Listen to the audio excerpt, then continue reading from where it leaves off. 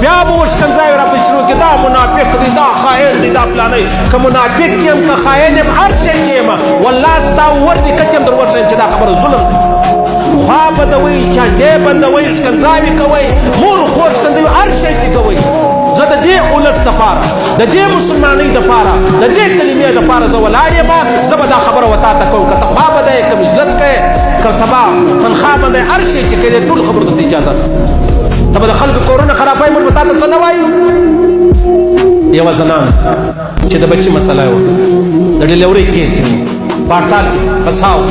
اجازه نشته بلکل نشته هغه په دغه موټر کې مړه شوه ځه په مخه مې ځه اسلام غواړئ پښتونولي غواړئ هر شی چې غواړئ دا لور په موټر کې مړه شوله دا چا مړه کړله که اسلام والا وایي دا ما کړې ده جواب یې لرې که پښتانه وایي دا ما کړې ده جواب یې لرې هو جواب یې ورس حکومت ته وکړه په قبر کې به د دې پوښتنه له تا کېږي ولې ظلم کوئ ولې ناجایزه کوئ ولې د خلکو کورونه خرابوئ ولې تور سپین نه در معلومېږي ای ظالمانو هړتال وکړه احتجاج وکړه دا جمهوریت خو دا هغه دنده ده ویکه لیکن دلته د خلکو کورونه خرابول درې ورځې یو بس ولاړ دی په دې کې کوچنی ماشوم دی د 40 ورځو په دې کې کوچنی ماشوم دی د 2 کالو ظالمه ته نه خبر چې یورپي دنیا ورسې یو کوچنی سپی دی هغه کوچنی پتری بیا د دې ما په یو غاره کې بساوي په یو نالۍ کې بساوي علاحده جازونه راولي دا کوچنی پتری راباسي ته څه چم کوې دا خو سره ځان سموي نن زما او ستا کور ته دا خبره راغله هړتال والا ته به ووایي ستې هړتال پای نه لري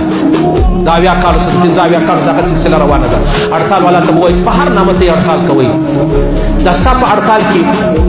باید چې سپین ږیري مشران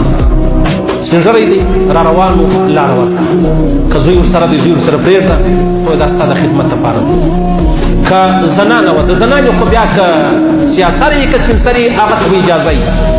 کوچني ماشومان دي هغه ته به اجازه وي ایمرجنسي ده هغه ته به اجازه وي جنازه ده هغه ته به اجازه وي چا وره د حج د عمرې ټکټ کړی دی روان دی ایرپورټ له هغه ته به اجازه ورکوئ که نه الله به مې در دې ذلیله هم کې تباه هم کې برباد هم کې در په دره هم کې او بې عزته به مې هم کې